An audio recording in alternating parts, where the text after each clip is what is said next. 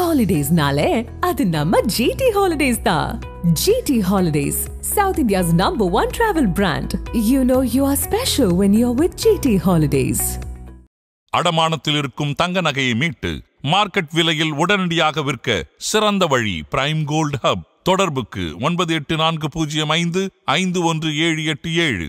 தங்கத்தை மட்டுமல்ல உங்கள் தன்னம்பிக்கையையும் மீட்டுத் தருகிறோம். தாமரையில தண்ணி கூட ஒட்டாது, தமிழர்கள் மட்டும் ஒட்டிடுவாங்களா என்ன அப்படின்னு கேட்டிருக்காரு. நீங்களாவது பரவாயில்ல, கரெக்டா சொல்றீங்க. அவர் விஜய்க்கு எழுதி கொடுத்தவர் பாருங்க, தப்பு தப்பா சொல்லியிருக்காரு. எங்க சின்னம் தாமரை, தாமரை இலை இல்ல, அது கூட தெரியல. என்ன உங்களுடைய கொள்கை? தமிழ் தேசியம் ஒரு கண்ணா, திராவிடம் ஒரு கண்ணா. திராவிடம் என்பதற்கு எதிராகத்தான் இங்க தமிழ் தேசிய அரசியலே பேசப்பட்டுச்சு. ரெண்டு எதிர்ச்சொல், அது எப்படி ரெண்டு ஒரு கண்ணா இருக்கும் முடியும்? அப்ப தேசியம் வந்து மூக்கா? யாருமே சீன்றது இல்ல. நீங்க போய் டிவிக்கு சீன்றாங்களா இல்லையா, சேர்ந்தாங்களா இல்லையான்னு பேசிட்டு இருக்கீங்க. உங்க கட்சிக்கு யார் யார் வராங்க? ஐயோ, டீ கடையில இருந்து டிவி டிபேட் வரைக்கும் பிஜேபி தான் பேசு பொருள். இன்னைக்கு ஸ்டாலின் பேசுறாரு 10 நிமிஷம் தான், பிஜேபி தான் பேசு பொருள். அவரும் கொள்கை எதிரியா பிஜேபி தான் காட்டுறாரு, அரசியல் எதிரியா பிஜேபி தான் காட்டுறாரு. முந்தா நாள் கட்சி ஆரம்பிச்ச உங்க விஷயம் அதுதான் காட்டுறாரு. நாங்க தான் ஹீரோ. 800 பேர் மரணத்திற்கு அந்த பாவ கணக்கை, அந்த இரத்தக்கரையை காங்கிரஸ் மீது கை காட்ட தைரியம் இல்லாத உங்களுடைய விஷய் ஏன் பாஜகவை பேசினார்? இதற்கு பதில் இருந்தால் பேசுவோம். 11 வருஷமா இந்த 800 மரணங்களை 11 வருஷத்துல நடந்ததா? 2014க்கு முன்பாக நடந்ததா? ஊர் பூரா உங்களை பாராட்டுதா? உள்ளூர்ல ஒரு பயம் உங்களை ஏத்துக்க மாட்டேன்றானே. அப்படியா? சப்ஜெக்ட் அதான் மதேஷ் 12% ஓட்டு உங்களுக்கு ஒத்துக்க முடியாது, இப்படியே சொல்லுங்கன்றா. இல்ல சார், திருமாவளவனும் ரவிக்குமாரி எம்பி ஆகி போறாங்க. உங்க கட்சியில எம்பி ஆகி போல யாருமே நான் என்ன ஒரு உதவி செய்யலையா? கடைசியா நிதிஷ்குமாரையும் சந்திரபாபு நாயுடையும் நம்பிதானே நம்ம வந்து பக்கத்துல உட்கார வைக்க வேண்டியதா இருக்குது. ஏங்க கேவலமான மட்டமான மதவாத அரசியலை பண்ணி நீங்க பண்ணிட்டு இருந்தீங்க. நான் கேட்குறேன், பிளவுவாத அரசியல் என்னை பார்த்து கை ஒருத்தி கேள்வி கேட்குற தைரியம் இருக்குல்ல, தர்க்கம் பண்ணுற தைரியம் எங்கே போச்சு? ஓடி போய் ராகுல் காந்தி பின்னாடி ஒழியிறீங்க, விஜய் பின்னாடி ஒழியிறீங்க. அவங்க சொல்கிறாங்க, இவங்க சொல்கிறாங்க, கேள்வி மட்டும் நீங்கள் ஏன் கேட்குறீங்க? புரியலாம். மேல உங்களுக்கு அக்கறையின் பாலெல்லாம் கிடையாது. நீங்க எல்லாமே அலங்கார பதவியா கொடுக்குறவங்க தானே. ராம்நாத் கோவிந்துக்கு என்ன பண்ணீங்க, திரௌபதி முர்முக்கு என்ன பண்ணிட்டீங்க, அடுத்து எங்க ஐயா சிபிஆர் என்ன பண்ணுவீங்கன்னு வருத்தப்படுறாங்க திமுகவினர். அவருக்கு அந்த மரியாதை, உரிய மரியாதை கிடைக்குமா கிடைக்காதான்னு. சிபிஆர் வந்து உங்க ஐயாவா திமுக ஐயாவா? சிபிஆர் எல்லாருக்கும் பிடித்தவர் சார், சரிங்களா? சிபி ராதாகிருஷ்ணன் தமிழ்நாட்டில் எல்லா கட்சிக்கும் பிடிக்கும் அவர். ஆனா திமுக மட்டும் தமிழர்ன்றதுனால பிடிக்க மாட்டேங்குது. சந்தேகப்படுறாங்க சார். நீங்க தமிழ்நாட்டுக்கு ஒன்றும் அவ்வளவு பெரிய நல்லது பண்ணவங்க இல்ல. நான் என்ன கேட்குறேங்க, தொடர்ந்து தமிழ் சமூகத்திற்கு, தமிழுக்கு நல்லது பண்ணிட்டு இருக்கவங்களை பார்த்து சந்தேகப்படுற அளவுக்கு நீங்க என்ன ஒர்த்தாக்கி வச்சுட்டீங்க? நீ யாரு? தமிழ் விரோதி தானே. அதன் தமிழர்களுக்கு வணக்கம். பல்வேறு துறைகளில் ஆக சிறந்த ஆளுமைகளை சந்தித்து நாம் நேர்காணல் எடுத்து வருகிறோம்.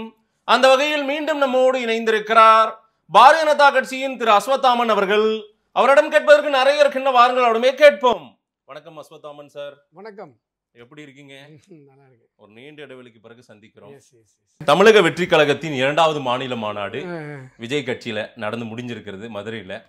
உங்களையும் கடுமையான விமர்சனங்கள் பிஜேபி, அதாவது கொள்கை எதிரி, அதுவும் நிறைய கேள்விகள். மோடி சார் தமிழ்நாட்டை வஞ்சிக்கிறீங்களே சார், என்ன இங்க இருந்து ஒரு எம்பி கூட வரலன்றதுனால எதுவுமே செய்ய மாட்டீங்களா சார்? அதுவும் ஒண்ணு சொன்னாரு பாருங்க ஹைலைட்டா, தாமரையில தண்ணி கூட ஒட்டாது, தமிழர்கள் மட்டும் ஒட்டிடுவாங்களா என்ன அப்படின்னு கேட்டிருக்காரு. நீங்களாவது பரவாயில்ல, கரெக்டா சொல்றீங்க. அவர் விஜய்க்கு எழுதி கொடுத்தவர் பாருங்க, தப்பு தப்பா சொல்லியிருக்காரு. எங்க சின்னம் தாமரை, தாமரை இலை இல்ல, அது கூட தெரியல. எழுதி இல்ல, தாமரை இலையில தண்ணி நீங்க என்ன சொன்னீங்க?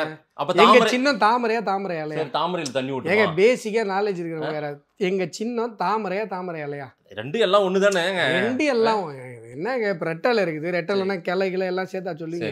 இப்பவே இலை தான் உங்களை காப்பாத்த போகுது. அதை மீன் பண்ணி அவர் சொல்ல வராரா என்னன்னு தெரியல. எந்த இலை? இரட்டை இலை. Okay okay okay. என்ன சொல்ல வரீங்க?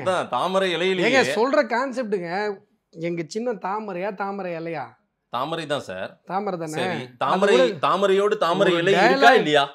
தாமரை இலை இருக்கா இல்லையா? இலை இல்லாம வெறும் தாமரை பூ மட்டும் தானா? சின்னத்துல தாமரை பூ மட்டும் தான் வரும். சரி, ஏன் பேசிக்கே தெரியல. நான் உங்க சின்னத்தை பாத்துருவோமா? எனக்கே என் சின்னத்தை சொல்லி கொடுக்குறீங்களா? அஸ்வத்தாமனுக்கு வந்து தாமரை சின்னத்தை சொல்லி கொடுக்குறீங்களா? ஒட்டாதுன்னுட்டார் சார் அவர். அந்த கான்செப்டுக்கு வாங்க. அது தாமரையோ தாமரை இலையோ ஒட்டாது, உங்களோட தமிழக மக்கள் ஒட்ட மாட்டாங்கன்ட்டாரு. என்ன சொல்ற மாதிரி நீங்க வந்து இப்பதான் ஸ்கூல்ல அட்மிஷன் ஆயிருக்கீங்க. சரி, நீ 10வது ரேங்க் எடுக்கிற பையனை பார்த்து நீ ஃபர்ஸ்ட் ரேங்க் வாங்க மாட்டேன்னு சொல்றீங்க. நீ இப்பதான் அட்மிஷன் ஆயிருக்கீங்க, நீ பாஸ் ஆக போறியா ஃபெயில் ஆக போறியானே தெரியாது. அப்படிப்பட்டவருக்கு எதுக்கு காத்திருந்தீங்க, எதுக்காக கூப்பிட்டீங்க? சீக்கிரம் தமிழிசை சவுந்தரராஜன் பல முறை அழைப்பு விடுத்தாங்களே. பிஜேபி நிறைய தலைவர்கள் பேச்செல்லாம் பேசக்கூடாது. நாங்க பிரஸ் மீட்ல இருக்கும்போது நீங்க மைக்கு தூக்கிட்டு வந்துட்டு விஜய் வந்தா சேர்த்துப்பீங்களான்னு சேர்த்து போனாங்க. விஜய் வந்தா சேர்த்துப்பீங்களா? இல்ல விஜயோட கூட்டணி இல்ல, அவங்க வந்து அதெல்லாம் கிடையாது. அவங்க வந்து பிரஸ் மீட் வச்சு ஏங்க நாங்க விஜய்க்காக வெயிட் பண்றாங்க. ஏங்க உங்களுக்கு என்ன பர்சன்டேஜ்னே தெரியாது, உங்களுக்கு விஜய வரவேற்கிறோம், திமுக வீழ்த்த வாங்கன்னு கூப்பிட்டா சேர்ப்பீங்களா சேர்க்க மாட்டீங்களான்னு கேள்வி கேட்டீங்க. நீங்க என்ன சேர்க்கிற இடத்துல இல்ல, நீங்க சேர வேண்டிய இடத்துலதான் இன்னமும் இருக்கீங்க. ஐயோ மாதேஷ், நான் என்ன சொல்றேன், இப்படியே சொல்லுங்க மாதேஷ், இப்படியே சொல்லுங்க. தயவு செஞ்சு மாடுலேஷனை மட்டும் மாத்தாதீங்க. நாங்க வந்து கோட்டையில கூடியேத்துற வரைக்கும் இப்படியே சொல்லிட்டு இருக்கேன். அப்புறமா கோத்துன பிறகு நங்கு நங்கு நங்கு நங்குன்னு அப்படியே ஓட வேண்டியதான் ரோட்ல. நான் என்ன சொல்றேன், 18% மாதேஷ் எங்க கூட்டணி. நாங்க 12% மாதேஷ். 11 சார், எப்படியே சேர்த்துக்குவீங்களா? 1 2 3ன்னு 12 ரவுண்ட் ஆஃப். நான் இப்போ திருவண்ணாமலையில் 14. சரி, என்ன இன்னும் வந்துக்கிட்டு சார் பிஜேபி கால் பதிக்க முடியாது சார், பிஜேபி கை பதிக்க முடியாது சார், இதே பேசிகிட்டு இருந்தா உங்களை மக்கள் என்ன நினைப்பாங்க? சரி சார் எங்களுக்கு 12 சார், விஜய்க்கு என்ன சார்? விஜய்க்கு போய் 15 20 சொல்லிக்கிறாங்க. பிம்பிலிக்கு பிலாப்பி 4 சேனலை வாடகைக்கு எடுத்துட்டு 4-10 வாயை வாடகைக்கு எடுத்துட்டு, அதுவும் ஒரு பைத்தியக்காரன் முந்தா நாள் பார்த்தா 30ங்களாம். ஏன்டா 40-50ன்னு சொல்லுங்களேன்டா. வின்னிங் பர்சன்டேஜே என்னன்னு தெரியலீங்க. அடிச்சு விடுறாங்க, கெட்டாசி விடுறாங்க. யார் கேட்க போறா? விஜய் வருகையிலாம் நீங்களாம் மறைஞ்சே போயிடுவீங்க போல தெரியுது, காணாம போயிடுவீங்க போல தெரியுது. அப்புறம் இல்ல அவர் பர்சன்டேஜ் கூடி இருக்கு 70ன்னுங்க. ஏன்னா நீ என்ன ஓட்டு போட்ட வரப்போகுது, எவனோ பேக்கேஜ் வாங்குறான் எழுதுறான். சொல்லுங்க என்ன இப்ப? இல்ல சார், இதுல என்ன இருங்க, விஜயா பிஜேபியா அப்படின்னு பார்த்தா இல்ல சார், கிரவுண்ட்ல விஜய் நடந்து போறாரு. விஜய் நடந்து போறாரு, முன்னாள் தலைவர் அண்ணாமலையோ முன்னாள் தலைவர் நயனார் நாகேந்திரனோ பாத்துருவோமா? அவர் ஏற்கனவே வெளியே நடக்க முடியாத சூழ்நிலையில இருக்காரு. இப்ப நான் என்ன சொல்றேன், லூஸ் மோகன், நான் ஏற்கனவே சொல்லியிருக்கேன் இல்லைங்க, லூஸ் மோகன் வந்தா கூட நம்ம போய் பார்ப்போங்க. திரையில இருக்கவங்கள தரையில பாருங்க. இப்ப விஜய் இங்க வராருன்னு வைங்களேன், நானும் நீங்களும் போய் பார்க்க மாட்டோமா? கேஷுவலுங்க. இது வந்து சினிமா ஸ்கிரீன்ல பார்த்தவங்கள நேர்ல பார்க்கறதுனா எல்லாருக்கும் ஒரு ஆசை இருக்குதான் செய்யும். மாநாட்டுக்கு கூடின கூட்டம் அப்படி அந்த மாதிரி கூட்டம் கிடையாது. வேற எந்த மாதிரி பார்க்க வந்த கூட்டம் மாதிரி தெரியல. வேற என்ன ஓட்டு போடக்கூடிய கூட்டமா? என்னைய தொண்டர்னு சொல்லு, ரசிகர்னு சொல்லாதன்னு அங்க நிறைய பேர் பேசுனதை நான் பார்த்தேன். பாத்தீங்களா? பத்திரிகையாளருக்கு சொல்லும் போது விஜய் ரசிகர் நிறுத்துங்க, விஜய் ரசிகர்னு சொல்லாத, தொண்டர்கள்னு சொல்லுங்க, நாங்க கட்சி ஆயிட்டோம், என்ன பேசுறீங்க அப்படின்றாங்க அவங்க. விஜய் வந்து ரேம்ப் வாக் வந்தார்ல, ஆமா, அது வந்து இந்த ரேம்ப் வந்து 12 அடி இருக்கும். அந்த ரேம்ப் அந்த 12 அடி மேலே ஒருத்தன் அந்த கிரீஸ் தடவை கம்பியில் ஏறி வந்து விஜயை பார்க்கறதுக்காக ஓடி வரான். ஆமாம், அந்த பையன் பண்ணது முட்டாள்தனமாகவே இருக்கட்டும். அந்த பவுன்சர்ஸு 12 அடி ரேம்ப்லேருந்து அவனை கீழே தள்ளி விடுறாங்க பிடிச்சி. அவன் கீழே விடுறான். அவங்க பெற்றவங்களுக்கு அந்த காட்சியை பார்க்கும்போது என்ன மாதிரியான ஒரு மனநிலை ஏற்பட்டிருக்கும்?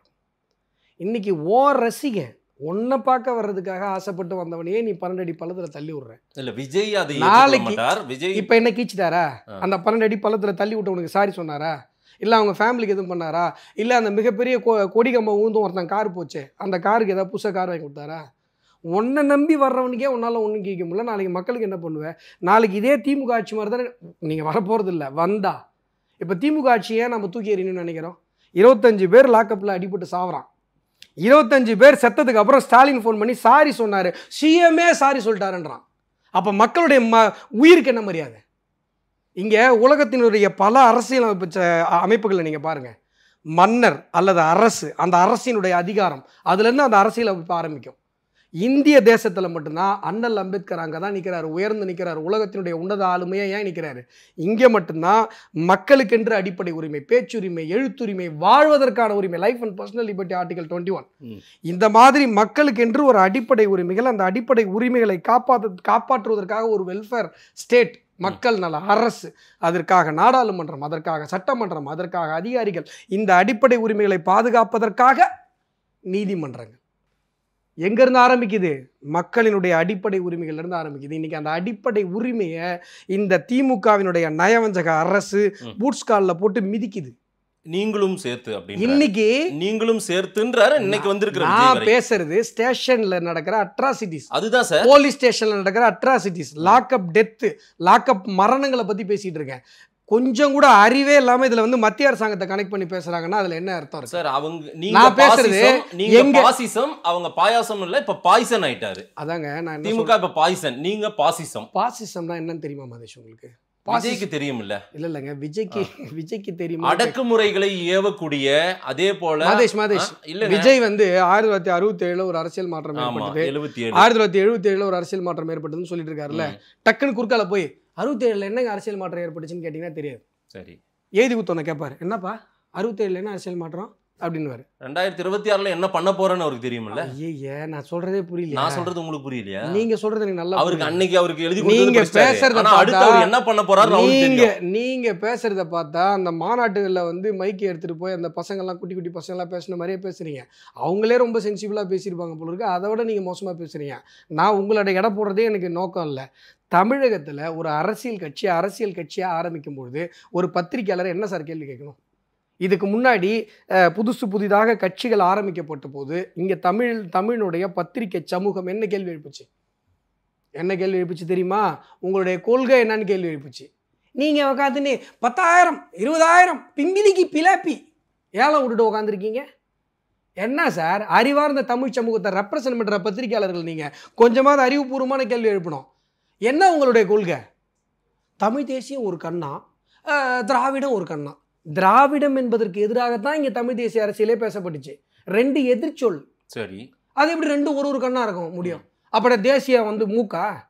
சரி, பெருந்தலைவர் காமராஜரை நீங்கள் கொள்கை தலைவராக நிப்பாட்டுறீங்க, கடலூர் அஞ்சலை அம்மாவில் உங்களுடைய கொள்கை தலைவராக நிப்பாட்டுறீங்க. எந்த அடிப்படையில் நிப்பாட்டுறீங்க? வன்னியருக்கு ஒரு ரெப்ரசன்டேஷனு, நாடாருக்கு ஒரு ரெப்ரசன்டேஷனா? அது உங்க பார்வை. அது என்ன உங்க பார்வை? இவங்களுடைய ரெண்டு பேருடைய வாழ்க்கையில தேசியம் தவிர வேற என்ன செய்தி நீங்க எடுத்துப்பீங்க சார்? இவங்களுடைய வாழ்க்கை பிடிக்காதுங்க, அதுல கிளியரா இருக்காரு. உங்க கொள்கை அண்டாது, அவர் கிட்டே வரக்கூடாது.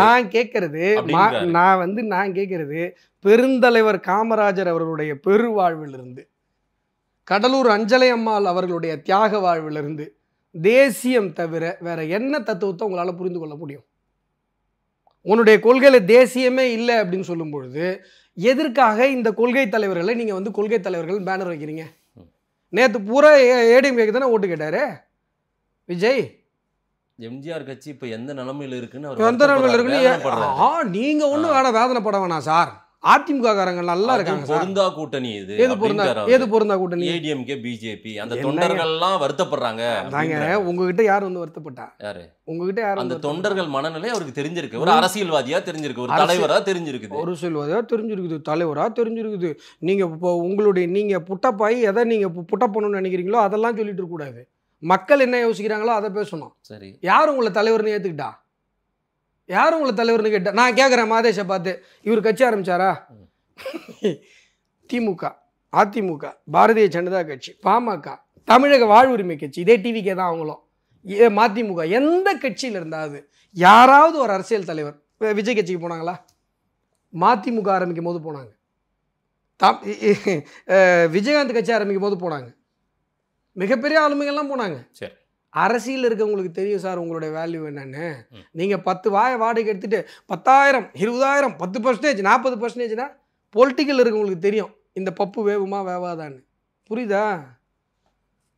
அரசியல் இருக்கவங்களுக்கு தெரியும். எதிர்ப்பின் வடிவம் என்ன? நீங்க இன்ஃப்ளூயன்சர் மார்க்கெட்டிங்லாம் பண்ணாதீங்க. இன்ஃப்ளூயன்சர் மார்க்கெட்டிங் பண்ணல. அந்த ஒரு பையன் சொன்னானே ஸ்டாண்ட் அப் காமெடியில், டிவிக்கு எல்லாம் ஒரு கட்சின்னு சொல்லாத, அது வந்து இன்ஃப்ளூயன்சர் மார்க்கெட்டிங். சரி, ஓகே. எப்பொருள் யார் யாருமே சீன்றது இல்லை. நீங்க போய் டிவிக்கு சீன்றாங்களா இல்லையா, சேர்ந்தாங்களா இல்லையான்னு பேசிட்டு இருக்கீங்க. உங்க கட்சிக்கு யார் யார் வராங்க, யார் யார் சேர்ந்துட்டாங்க? ஐயா மாதேஷ், நான் என்ன சொல்றேன், உங்க கட்சி தான் தமிழ்நாட்டுல மிகப்பெரிய தூரமா தள்ளி வைக்கிற ஒரு கட்சியா இருக்கு சார். எங்களை பேசலன்னா உங்களுக்கு சோறு கிடையாது மாதேஷ், உங்களுக்கு பொழப்பு ஓடாது மாதேஷ். டீ கடையிலேருந்து டிவி டிபேட் வரைக்கும் பிஜேபி தான் பேசு பொருள். இன்னைக்கு ஸ்டாலின் பேசுறாரு 10 நிமிஷம்னா பிஜேபி தான் பேசு பொருள். அவரும் கொள்கை எதிரியா பிஜேபி தான் காட்டுறாரு, அரசியல் எதிரியா பிஜேபி தான் காட்டுறாரு. முந்தா நாள் கட்சி ஆரம்பிச்ச உங்க விஷயம் அதுதான் காட்டுறாரு. நாங்க தான் ஹீரோ. எங்களை பேசாம தமிழ்நாட்டில் ஒருத்தனாலே அரசியல் பண்ண முடியும். எல்லாரும் எதிர்க்கிறாங்கன்னா அப்ப மக்கள் எந்த அளவுக்கு உங்களை வந்து வெறுப்பின் உச்சத்துல வச்சிட்டு இருக்காங்க பாருங்க. மக்கள் எதிர்க்கல பாஸ் சார், மக்களின் தலைவர்கள் தான் அரசியல் அரிப்புகளுக்காக. மக்களின் தலைவர்கள் தான். ஸ்டாலின் யாரு, திருமாவளவன் யாரு, விஜய் யாரு, சீமான் யாரு, எல்லாருமே மக்களின் தலைவர்கள். மாதேஷ், நான் என்ன சொல்றேன், நீங்க சொல்லும் போது கூட பாருங்களேன், விஜயை வந்து சேர்த்துட்டீங்க, அப்புறம் அந்த கொத்தடிமை கூட்டணியில் இருக்கவங்க எல்லாம் சொல்றீங்க, அப்போ நீங்கள் வந்து இவங்களெல்லாம் மக்கள் தலைவர்களாக நினைக்கிறீங்க? மக்கள் தலைவர்கள் தான். அப்போ அப்போ அதிமுகவும் அங்கீகாரம் பெற்ற கட்சி தானே. எடப்பாடி பழனிசாமி அவர்களை நீங்கள் அதுதான் ஜெல்லாகலன்னு விஜய் வரைக்குமே சொல்றாரு. ஏன்னா நீங்கள் கமிட் ஆயிருக்கீங்க. உங்களுக்கு வந்து திமுகவில் இருக்கவங்களாம் தலைவர்கள், விசிகாவில் இருக்கவங்களாம் தலைவர்கள். நீங்கள் சொல்கிறத மக்கள் ஒத்துக்க மாட்டாங்க. இன்றைக்குமே திமுக வேணான்னு ஓட்டு போட்டவங்க தான் அதிகம். 2024 தேர்தலில் கூட நீங்கள் சொல்கிறது மக்கள் கருத்து கிடையாது, இது உங்கள் கருத்து. உங்களுக்கு அறிவாலயத்துக்கு ஆதரவாக ஒரு கருத்து சொல்லணும், விசிகாவுக்கு ஒரு ஆதரவாக கருத்து சொல்லணும். திருமாவளவன் எங்கே வெகுஜன மக்கள் தலைவர்? எங்க மக்கள் ஏற்றிட்டாங்க? ஒரு தொகுதி ஜெயிக்க முடியாது, ஒரு தொகுதி. பிஜேபி இன்னைக்கு நினைச்சா நாங்கள் 20 தொகுதி தனியாக நின்று ஜெயிப்போம். ஒரு தொகுதி உங்க திருமாவளவன் ஜெயிக்க முடியாது. யார் சொன்னா வெகுஜன? எங்க நிரூபிச்சாங்க? ஆனா திருமாவளவனும் ரவிக்குமாரும் போயிருக்காங்க. இந்தியாவிலே அதிக எம்பி எங்களுக்கு தான் இருக்கு சார். உலகத்திலே பெரிய கட்சி சார். ஊர் பூரா உங்களை பாராட்டு சார். உள்ளூர்ல ஒரு பயம் உங்களை ஏத்துக்க மாட்டேன்றானே. அப்படியா சப்ஜெக்ட்? அதான் மாதேஷ் 12% ஓட்டு உங்களுக்கு ஒத்துக்க முடியாது, இப்படியே சொல்லுங்கன்ற. நான் இல்ல சார், திருமாவளவனும் ரவிக்குமார் எம்பி ஆகி போறாங்க. உங்க கட்சியில எம்பி ஆகி போல யாருமே. நான் என்ன ஒரு உதவி செய்யலையா? கடைசியா நிதிஷ்குமாரையும் சந்திரபாபு நாயுடு நம்பிதானே நம்ம வந்து பக்கத்துல உட்கார வைக்க வேண்டியதா இருக்குது. இல்லைன்னா மோடி அவர்கள் இப்படி திரும்பும்போது எங்க ஒரு கால் கீழே இதாயிடுமோ அப்படின்ற மாதிரி தானே இருக்கு. 4 சேர்ல 4 காலில் பிரச்சனையா இருக்கு. நல்லா ட்ரை பண்றீங்க, ஆனா ஒர்க் அவுட் ஆகல. நான் கேட்கறது, திருமாவளவன் ஒரு வெகுஜன மக்கள் தலைவர் அப்படின்ற உங்களுடைய புட்டப்ப தயவு செஞ்சு தூக்கி குப்பையில போடுங்க. எளிய மக்களின் தலைவங்க. ஒரு தலைவரும் கிடையாது, ஒரு தலைவரும் கிடையாது. இங்க வந்து இன்னும் சொல்ல போனா பட்டியல் சமூக பெருமக்கள்லயே அருந்ததியருக்கு ஒரு பிரச்சனை பேச மாட்டார், அருந்ததியருக்கு ஒரு ரிசர்வேஷனா பேச மாட்டார். இங்க தூய்மை பணியாளர்கள் போராடுறாங்கன்னா எதிராக பேசுவார். இந்த புழு வருது புட்டப்படுறலாம் வேற வேண்டிய வச்சுக்கணும், அஸ்வத்தாமட்ட வச்சுக்கணும். என்ன கேட்கிறேன், அடையாளத்தோடு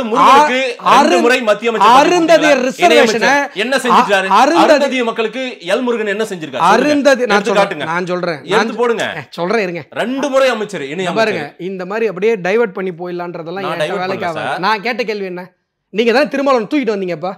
திருமாவளவன் அருந்ததி ரிசர்வேஷனுக்கு எதிராக பேசினாரு, இங்க தூய்மை பணியாளர்களுக்கு பர்மனெண்ட் பண்றதுக்கு எதிராக பேசினாரு. அவர் சமூக நீதி பார்வையில சொல்றாரு. உங்களுக்கு ஒரு சமூகம் தான், உங்களுக்கு நீங்க அந்த ஒரு சமூகத்துக்கு தான் பேசுவீங்க. பட்டியல் சமூக பெருமக்கள்ல அடுத்த சமூகத்துக்கு நீங்க பேச மாட்டீங்க. இன்னும் சொல்ல போனா அந்த சமூகத்திலே திமுக பாதிக்கப்படுச்சுன்னா பேச மாட்டீங்க. நீங்க வெகுஜன மக்கள் தலைவர். ஏங்க இப்படிலாம் ஒரு இது பண்ணிட்டு உட்காந்துருக்கீங்க? நீங்கெல்லாம் சேர்ந்து சொல்லிக்கிட்டே இருந்தா அவர் வெகுஜன மக்கள் தலைவர் ஆயிடுவாரா? சரக்கு இருக்கு மிடுக்கு இருக்குன்னு பேசினவர் வெகுஜன மக்கள் தலைவரா? அட சும்மா நீ பேசினாரா இல்லையா? ஏஐ வீடியோவா அது? பேசினாரா இல்லையா? சும்மா நீங்க என்னமா பில்டப் பண்ணிட்டு உட்காந்துருக்கீங்க. ஒரு தொகுதி ஜெயிக்க முடியாது விசிகாவால. எப்படி வெகுஜன மக்கள் தலைவரா இருக்கும்? 4 எம்எல்ஏ இருக்காங்க, 2 எம்பி இருக்காங்க. ஏங்க கூட்டணியில கும்மாளம் போட்டதெல்லாம் பேசாதீங்க. நீங்களுமே கூட்டணியில் கும்மாளம் போட்டு தான் 4 எம்எல்ஏவே உள்ள போச்சு. அதுக்கும் எம்பில வழி இல்ல. நான் என்ன கேக்குறேன், நாங்க எம்பியே ஜெயிக்கல, எம்எல்ஏவே ஜெயிக்கல. உங்களுக்கு என்ன வலிக்குது? உங்களுக்கு எங்க வலிக்குது காட்டுங்க. உங்களுக்கு எங்க வலிக்குது சார்? அரசியலுங்கிறது வெற்றி இல்லைங்க. அரசியலுங்கிறது வெற்றி கிடையாது. அறிவில்லாதவங்க தான் அப்படி பேசுவாங்க. அரசியலுங்கிறது கொள்கை, வெற்றி கிடையாது. எம்பி எங்க, எம்எல்ஏ எங்க? என் கொள்கை என்ன பாரு. எங்க கொள்கை என்ன? எங்க கொள்கை என்ன? எங்க கொள்கை என்ன? கொள்கை என்ன? கொள்கைக்காக தேர்தலா, வெற்றிக்காக தேர்தலா? மக்களுக்காக தேர்தலா, வெற்றிக்காக தேர்தலா? வெற்றி sir, sir MLA sir, MP sir, என்ன அரசியல்? அப்புறம் எதுக்கு தேர்தல்ல நிக்கிறீங்க? ஏங்க கொள்கையை செயல்படுத்துறதுக்கு தாங்க தேர்தல்ல நிக்கிறாங்க. கொள்கை மதவாதம், சாதியவாதம், பிளவுவாதம் அப்படின்றது தான் கொள்கை. உங்க கொள்கை அறவே தூக்கி எறிய வேண்டிய கொள்கைன்றாங்க மொத்த பேரும். தமிழ்நாட்டில் அதை ப்ரொபகண்டா பண்றாங்க, கொண்டு போய் கொட்டுறாங்க, மக்கள் ஏத்துக்கிறாங்க, உங்களுக்கு எதிராக ஓட்டு போடுறாங்க. அதான் நடந்துட்டு இருக்கு. ஐயே என்னங்க நீங்க உண்மையிலேயே வந்து தமிழ்நாட்டில் தான் வாழுறீங்களா, இல்லை ஏதாவது பேரலல் யூனிவர்ஸ்ல வாழ்ந்துட்டு இருக்கீங்களா? இல்லை சீரியஸாக தான் கேட்குறேன். நான் என்ன சொல்றேன், எங்க கொள்கை என்னன்னு கூட புரிஞ்சிக்க முடியாத அளவுக்கு உங்களுக்கு அறிவு குறைபாடு இருந்ததுன்னா அதுக்கு நான் பொறுப்பு. பிஜேபினா என்ன சொல்றாங்க தெரியுமா தமிழ்நாட்டுல? பிளவுவாத சக்தி, மதவாத சக்தி. மாதேஷிங்க பாருங்க, இப்படின்னு மாதே சொல்றாருன்னு சொல்லுங்க. நான் சொல்லல. தமிழ்நாடுனீங்கன்னா கெட்ட கோவம் வந்துடும். இந்த பேச்சு மட்டும் என்கிட்ட பேசக்கூடாது. நீங்க ஒன்றும் தமிழ்நாட்டுக்கு ரெப்ரஸன்டேட்டிவ் கிடையாது, திமுக ஒன்றும் தமிழ்நாட்டுக்கு ரெப்ரஸன்டேட்டிவ் கிடையாது, விசிகா ஒன்றும் தமிழ்நாட்டுக்கு ரெப்ரஸன்டேட்டிவ் கிடையாது. எங்களுக்கு 12% மக்கள் ஓட்டு போட்டிருக்காங்க. தமிழ்நாடு சொல்றது என்ன பேச்சு இது? இந்த பேச்செல்லாம் பேசாதீங்க சார். என் கொள்கை சார் எனக்கு புரியல சார். ஒருங்கிணைந்த மனிதத்துவம்னா என்னன்னு தெரியல சார், இந்திய தத்துவம்னா தெரியல சார், புரிஞ்சு தொலைல சார். நான் பிளவுவாதன்னு அறிவுக்கு ஒவ்வாத விதத்தில் நினச்சிட்டு இருக்கேன் சார். சொல்லுங்க, தமிழ்நாடு சொல்லாதீங்க. தமிழ்நாடு மக்கள் எங்களை ஏற்றுக்கிட்டு இருக்காங்க. தமிழ்நாடு மக்கள் 12% பேர் ஓட்டு போட்டிருக்காங்க. தமிழ்நாடு மக்கள் பிஜேபியை ஏற்றுக்கிறாங்க. களத்தில் நாங்கள் இருக்கோம். ஆனாலும் ஒரு நிமிஷம், ஆனாலும் பிரதிநிதித்துவத்தை நம்மளால பெறவே முடியல. பிரதிநிதித்துவத்தை பெற முடியலன்னா அது எங்க கவலைங்க. நீங்க அப்படியே எங்க மேல ஆக்குறோம் சார், எம்எல்ஏ கிடைக்கல சார், எம்பி கிடைக்கல சார், தெருவில் போட அழுவாதீங்க. 2 எம்பியில் ஆரம்பிச்சோம். நாங்க 2 எம்பியில் ஆரம்பிச்சோம் மாதேஷ். இந்தியா முழுசும் 2 எம்பியில் ஆரம்பிச்சோம். இன்னைக்கு உலகத்தினுடைய அதிக எம்பிகள், உலகத்தினுடைய மிகப்பெரிய கட்சி, உலகத்தினுடைய அதிக எம்எல்ஏக்கள். நான் என்ன சொல்கிறேன், நாங்கள் இந்த கணக்கை பெருக்குவதற்காக அரசியல் நிற்கலை. நாங்கள் உலகத்தினுடைய உன்னதமான தத்துவத்தை தோல்ல சுமந்துட்டு நான் நின்றுட்டு இருக்கோம். உங்கள்கிட்ட நான் பல தடவை சொல்லியிருக்கேன், தமிழக அரசியல் இருக்கிற கட்சிகளுடைய அரசியல் தத்துவங்கள் எடுத்து பாருங்கள். கம்யூனிசம் அந்நிய நாட்டு தத்துவம், திராவிடம் அந்நிய நாட்டு தத்துவம், தமிழ் தேசியம் அந்நிய பொது உடைமை தத்துவம், கம்யூனிசம் பொது உடைமை தத்துவம், அந்நிய நாட்டு தத்துவமா இல்லையா சார்? அது மேலை நாட்டிலிருந்து வந்ததுதான். ஆனால் பொது உடைமை தொழிலாளர் வர்க்கத்துக்காக போராடக்கூடிய தத்துவம் அது. எந்த மேலை? சரிங்களா? நீங்க எல்லாருக்கும் போராடலன்ற நேத்து விஜய் வரைக்கும் சொல்றாரு, எல்லாருக்குமான ஆட்சியை தானே மோடி அரசு நீங்க கொடுக்கணும், ஆனா இஸ்லாமிய மக்களுக்கு எதிராக தானே நீங்க ஆட்சி செய்றீங்க, சதி பண்றீங்க அப்படின்னு விஜய் கேட்கிறாரு. ஸ்ட்ராட்டஜி எல்லாம் என்கிட்ட வேலை. ஸ்ட்ராட்டஜி இல்ல, நீங்க பொது உடைமை தத்துவம்னு உங்களுடைய கருத்தை நீங்க பதிவு பண்ணிடுவீங்க. அதுக்கப்புறம் விஜயை தூக்கிட்டு போய் ஒரு கேள்வி கேட்பீங்களா? நீங்கள் சொன்ன இந்த அறிவுக்கோவாத கருத்தை அப்படியே விட்டு கிடச்சிட்டு நான் விஜய்க்கு பதில் சொல்லுவேனா? அப்படி தெரியுதுங்களா பார்த்தா நீங்கள் பொது உடைமைன்னு சொல்கிறீங்கல்ல, எந்த நாட்டு தத்துவம் அது? மேலை நாட்டு தத்துவம் தான் சார். எனக்கு யார் பொது உடைமை வெளில இருந்து யாரும் வந்து சொல்லிக் கொடுப்பா? பொது உடைமை நீங்க எங்க பொது உடைமை பேசுறீங்க? காக்கை குருவி எங்கள் ஜாதி. நீ என்ன மனுஷன்லாம் ஒண்ணுன்னு சொல்றது? காக்கை குருவி எங்கள் ஜாதி. அனைத்து உயிர்களுக்குமான பொது உடைமை பேசினவங்க நாங்க. நீ என்ன எனக்கு வந்து பொது உடைமை சொல்லி அனைத்து உயிர்களுக்கும் பொது உடைமை, அது அனைத்து உயிர்களுக்கும் பேசுற கட்சியா பிஜேபி? வசுதேவ குடும்பம்னா என்னன்னு தெரியுமா உங்களுக்கு? இல்ல சார், அனைத்து உயிர்களுக்கும் வசுதேவ குடும்பம்னா என்னன்னு தெரியுமா? இஸ்லாமியர்கள் உங்களை பார்த்தா அச்சப்படுறாங்களே சார். யார் சொன்னா அச்சப்படுறாங்க? யார் சொன்னா அச்சப்படுறாங்க? ஓட்டு போட மாட்டேன்றாங்களே சார். யார் சொன்னா ஓட்டு போடலன்னு? அப்படியே மொத்தமா திமுக கூட்டணிக்கு போதே சார் அந்த ஓட்டு. அதாங்க யார் சொன்னா? தமிழ்நாட்டுல அது நடக்குதே சார். மக்கள் ஏன் உங்களை பிடிக்காம பிஜேபி இருக்கா ஓட்டு போடாத, அதுக்கு எதிராக ஓட்டு போடுன்னு இருக்காங்களே நிலைமை. யார் சொல்ற? யார் போடுற? அது மாதிரி இஸ்லாமிய பெருமக்கள், கிறிஸ்துவ மக்கள். ட்ரிப்ளிகேன்ல ஒரு குறிப்பிட்ட பூத்தில் நான் உங்களுக்கு நான் போனதுக்கப்புறம் டேட்டா காட்டுறேன் எத்தனை இஸ்லாமியர் ஓட்டு எங்களுக்கு வந்திருக்குன்னு. இந்த புழு, இந்த பொதுமைப்படுத்துதல் நீங்கள் நினைக்கிறதெல்லாம் அப்படியே ஒரு நரேட்டிவாக செட் பண்ணாதீங்க. நான் கேட்குறேன், மகாராஷ்டிராவில் இல்லை வந்து குஜராத்தில் இஸ்லாமிய பெருமக்கள் இருக்கிற பகுதியில் எவ்வளோ இடத்துல எங்களுக்கு அதிகமாக ஓட்டு கிடைச்சிருக்கு, நாங்கள் எத்தனை தொகுதி வின் பண்ணியிருக்கோம் நான் காட்டுறேன். ஒன்று. ரெண்டாவது, சார் ஓட்டு வருதா வரலையா, நீங்கள் ஏமாற்றி சிட்டிசன்ஷிப் அமெண்ட்மெண்ட் ஆக்டில் இஸ்லாமிய பெருமக்கள்லாம் நாட்டை விட்டு துரத்திடுவாங்க, நீங்கள் பச்சையாக புழுவி இஸ்லாமியர் ஓட்டு எங்களுக்கு கிடைக்காம பண்ணிட்டு அது எங்கே தப்பா சார்? நீங்கள் நயவஞ்சக நரித்தனம் பண்ணியிருக்கீங்க சார், அது எங்கே தப்பா சார்? சிட்டிசன்ஷிப் அமெண்ட்மெண்ட் ஆக்டில் எந்த இஸ்லாமியனையாவது வெளில அனுப்புனாங்களா சார்? அப்போ புழுவுன்னு நீங்கள் பண்ண தப்பு தானே சார் அது? நீங்களே எங்களுக்கு எதிராக புழுவி தப்பு பண்ணுறீங்க. எங்களுக்கு சார் முஸ்லீம் ஓட்டு வரலையே சார், முஸ்லீம் ஓட்டு வரலன்னா நீங்கள் பண்ணுற தப்பு சார் அது. நாங்கள் என்ன சார் இஸ்லாமியர்களுக்கு எதிராக பண்ணி நம்பிக்கைக்குரியவளா நீங்கள் மாறவே இல்லையா சார்? நான் என்ன கேட்குறேன், அதுக்கான முயற்சியும் எடுக்கல, அதற்கான தேவையும் இல்லைன்னு நினைக்கிறீங்க? ஐயோ, நாங்கள் எல்லாருக்குமான அரசுங்க. இஸ்லாமிய பெருமக்களுக்கான ஸ்காலர்ஷிப்பு 12 மடங்கு அதிகம் நரேந்திர மோடி அவர்கள் கொடுத்தது. ஹஜ் பயணத்திற்கான மானியம் பல மடங்கு அதிகப்படுது. விஜய்க்கே தெரியல. இங்க பாருங்க, விஜய் கேக்குறாரு, ஒட்டுமொத்த மக்களுக்கும் நல்லது செய்யவா இல்லை நம்முடைய இஸ்லாமிய நண்பர்களுக்கும் தோழர்களுக்கும் எதிராக சதி செய்யவான்னு பிரதமர் மோடியை வந்து கேள்வி கேட்டிருக்காரு. விஜய்க்கு எழுதி கொடுத்தவர் கேட்டிருக்காரு. அதுக்கு பதில் சொல்றேன். பொது உடைமை தத்துவம்னு சொன்னீங்க. நீங்க வந்து அந்நிய நாட்டிலிருந்து எனக்கு வந்து பொது உடைமை நீங்க கற்றுக் கொடுக்க வேண்டிய அவசியம் இல்லை. உலகத்தினுடைய முதல் அரசை அமைத்த எங்களுக்கு, உலகத்தினுடைய முதல் அணையை கட்டி எங்களுக்கு, உலகத்தில் இருக்கிற அத்தனை உயிர்களும் சமம் என்று சொன்ன எங்களுக்கு நீ வந்து அரசியல் தத்துவத்தை சொல்லிக் கொடுக்காத. வெளிநாட்டில இருந்தே பொது உடைமை தத்துவம் எந்த அளவுக்கு உண்மையானதுன்றதை இலகணேசன், மறைந்த இலகணேசன் கூட பேசியிருக்காரு. நான் வேணா அந்த வீடியோ எடுத்து காட்டுறேன். கம்யூனிசம் எப்படிப்பட்ட கொள்கைன்னு பேசியிருக்காரு. ஏங்க நீங்க என்னங்க பேசுறீங்க? மாதேசிக்கு சொந்தமா அறிவு இருக்குல்ல, நீங்க என்ன சொல்றீங்க? நீங்க நான் தான் பேசிட்டு இருக்கோம். அங்க ரெஃபரன்ஸ் கூட்டு வரீங்க, இங்க ரெஃபரன்ஸ் கூட்டு வரீங்க, இல்லாத வீடியோவை காட்டுறேன்றீங்க. நான் கேட்குறேன், நீங்கள் என்னங்க உங்கள் அண்டர்ஸ்டாண்டிங்கு? உலகத்தினுடைய முதல் அணையை கட்டியவனுக்கு, உலகத்தினுடைய முதல் அரசை அமைத்தவனுக்கு, உலகத்தினுடைய முதல் விவசாயத்தை பண்ணவனுக்கு சார் அரசியல் தத்துவம்னா என்ன தெரியுமா சார்னு வெளிநாட்டுக்காரன் வந்து சொல்லிக் கொடுப்பானா? உலகத்தினுடைய முதல் அரசாங்கத்தை அமைத்தவனுக்கு, உலகத்தினுடைய முதல் படையை கட்டியவனுக்கு வெளிநாட்டுக்காரன் வந்து சொல்லிக் கொடுப்பானா? இவ்வளவுதான் பிஜேபி கேட்கறாங்க. அவங்க தொழிலாளர் வர்க்கத்துக்கு நிக்கிறாங்க, எந்த வர்க்கத்துக்கு கொடுக்குறாங்க. நீங்க அப்படி கிடையாது, கார்ப்பரேட் அரசியல் செய்யறீங்க. அதே போல நீங்க வந்து எலக்ட்ரல் பாண்ட்ல பணம் வாங்குறீங்க.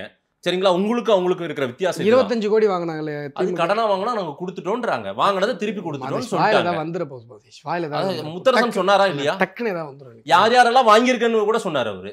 சொன்னாரா யார் யாரெல்லாம் வாங்கணும் அப்படின்னு சொல்லியிருக்காரு. அப்புறம் என்னங்க, நீங்க பக்கத்துல தானே கமலாலயம் இருக்கு. கமலாலயத்தில் என்ன இருக்கு? கிரவுண்ட் ஃப்ளோரில் ரிசப்ஷன் இருக்குது, பாரத மாதா சிலை இருக்குது. மேலே ஃபஸ்ட் ஃப்ளோரில் ஆஃபீஸஸ்ஸு, எங்கள் ஆர்கனைசேஷன் செக்ரட்டரி ரூமு எல்லாமே இருக்குது. மேலே ஆஃபீஸு மற்ற எல்லாமே நாங்கள் இப்போ பொறுப்பாளர்களுக்கு ஒவ்வொருத்தருக்கும் ஒரு அறை இருக்குது. மேலே ஒரு கான்ஃபரன்ஸ் இருக்குது. மொத்தமாக எங்களுடைய கட்சி பணிகளுக்கு தானே இருக்குது. நீங்கள் கம்யூனிஸ்ட் ஆஃபீஸ் போய் பாருங்களேன். கம்யூனிஸ்ட் ஆஃபீஸே இருக்காது உள்ள. கம்யூனிஸ்ட் ஆபீஸ் இருக்கு சார், 3வது ஃப்ளோர்ல இருக்கு. 3வது ஃப்ளோர்ல மூளையா இருக்குது. எல்லாமே கார்ப்பரேட்டுங்க தான் சார். கட்சி அலுவலகத்தையே கார்ப்பரேட்டுங்களுக்கு வாடகை விட்டுட்டு, கட்சி அலுவலகத்தையே மல்டிநேஷனல் கம்பெனிக்கு வாடகை விட்டுட்டு, சார் நாங்கெல்லாம் கார்ப்பரேட்டுக்கு எதிராக இருக்கிறோம் சார். ஐயோயோ எப்படிங்க அதெல்லாம்? நீங்க எங்கங்க நீங்க அதை நான் என்ன கேட்குறேன், கார்ப்பரேட் நீங்க கார்ப்பரேட்டை தூக்கி பிடிக்கிற நீங்க இதையெல்லாம் விமர்சிக்கலாமா சொல்லுங்க பார்க்கலாம். என்னது கார்ப்பரேட் தூக்கி யார் எப்போ தூக்கி பிடிச்சா? ராகுல் காந்தி ராகுல் காந்தி அந்த குற்றச்சாட்டு நீங்க விடுற மோடி விடுற மூச்சு கூட கார்ப்பரேட் தான், மாதேஷ் அம்பானி தான் அப்படின்றாரு. உங்களோட இது புரியுதா? நீங்க ஒரு கேள்வி கேட்குறீங்க, கேள்வி கேட்கும்போது மாதேஷா கேள்வி கேட்குறீங்க.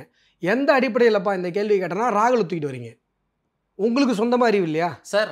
நான் வந்து உங்கள் மேலே நாட்டுல என்ன நீங்க அப்ப கேள்வி கேட்கும் போது எப்படி கேட்டிருக்கணும்? சார் ராகுல் உங்களை இந்த மாதிரி சொல்றாரே சார், விஜய் உங்களை இந்த மாதிரி சொல்றாரே சார். ஆனா கேள்வி கேட்கும்போது மாதேஷா கேட்டுறீங்க. நான் ஏன் இதை பத்திரிகையாளர்களை கேள்வி கேட்குறவங்க டார்கெட் பண்ணுறேன்னா, சார் உங்களோட தான் மக்கள் கனெக்ட் ஆவாங்க. நீங்கள் எங்கள் மேலே மதவாத அரசியல், பிளவுவாத அரசியல் நீங்கள் ஒரு அலிகேஷனை வைக்கிறீங்கன்னு சொன்னால் அதற்கு நின்று தர்க்கம் பண்ணக்கூடிய தைரியம் தான் வைக்கணும். கேள்வி கேட்ட உடனே ராகுல் இல்ல அந்த தர்க்கம் ஜெயிச்சிருக்கு. ஐயோ இல்ல அந்த தர்க்கம் ஜெயிச்சிருக்கு. நான் சொல்றது புரியல, நான் சொல்றது புரியல. நான் சொல்றது உங்களுக்கு புரியுது இல்ல? தர்க்கம்ன்றது என்ன தெரியுமா? ஆதாரங்கள் அடிப்படையில் காட்டணும். நீ போய் சொல்லி ஜெயிச்சிட்ட, மக்களை ஏமாத்தி ஜெயிச்சிட்ட, சிட்டிசன்ஷிப் அமெண்ட்மெண்ட் ஆக்ட்ல இஸ்லாமிய சகோதரர்கள்லாம் வெள்ள அனுப்பிடுவானு பொருளை கிளப்பி ஜெயிச்சிட்டேன்னா அதெல்லாம் வெக்கம்.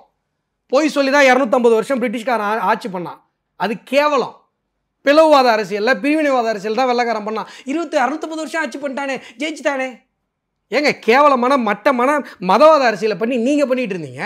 நான் கேட்குறேன், பிளவுவாத அரசியல் என்னை பார்த்து கை ஒருத்தி கேள்வி கேட்குற தைரியம் இருக்குல்ல, தர்க்கம் பண்ணுற தைரியம் எங்கே போச்சு? ஓடி போய் ராகுல் காந்தி பின்னாடி ஒழியிறீங்க, விஜய் பின்னாடி ஒழியிறீங்க. அவங்க சொல்கிறாங்க, இவங்க சொல்கிறாங்க, கேள்வி மட்டும் நீங்கள் ஏன் கேட்குறீங்க? விஜய் ஒரு தலைவராக அவர் கேட்குறாரு. என்ன கேட்குறாரு? என்ன கேட்குறாரு? 800 பேர் வந்து கடல் எல்லையில் ஆமாம் மீனவர்கள் சுட்டுக்கொள் காங்கிரஸ் பீரியடில். காங்கிரஸ் கேள்வி கேட்கணும். நீ முதுகெலும்புள்ள ஒரு ஆண்மகனாக இருந்தா சரி. எங்க பீரியட்ல எங்க நடந்தது? 5 பேர் மாதேஷ். எங்க 11 வருஷமா ஒரு மீனவன் கூட கடல் எல்லையில சுட்டுக் கொல்லப்படல. 3 முறை நீங்க இருக்கீங்களா? காங்கிரஸ் 3 வருஷத்துக்கு 3 டென்யூருக்கு முன்னாடி இருந்ததை தூக்கிட்டு வந்து இங்க பேசிட்டீங்க. அட ஏங்க நான் சொல்றது புரியலையா? 11 வருஷமா ஒரு கடல் எல்லையில தமிழ் மீனவர்கள் சுட்டுக் கொல்லப்படல. சரி. 800 மீனவர்கள் அப்படிங்கிறது காங்கிரஸ் பீரியட்ல நடந்தது. 11 வருஷமா ஒருத்தனை கூட நாம எந்த பிரச்சனையும் நம்ம காப்பாத்திட்டு இருக்கோம். 5 மீனவர்கள் தூக்கு தண்டனை கொடுத்தவனை காப்பாத்தி கொண்டு வந்திருக்கோம். ரைட். அப்படியே இந்த சாதனை பண்ணீங்க. அப்படியே இந்த சாதனை கட்சியும் வாங்கி கொடுத்துருங்க. அப்ப 800 கோடி பேர் சாகடிச்ச காங்கிரஸ் அந்த பாவக்கணக்கு ஏன் மேல எழுதுற?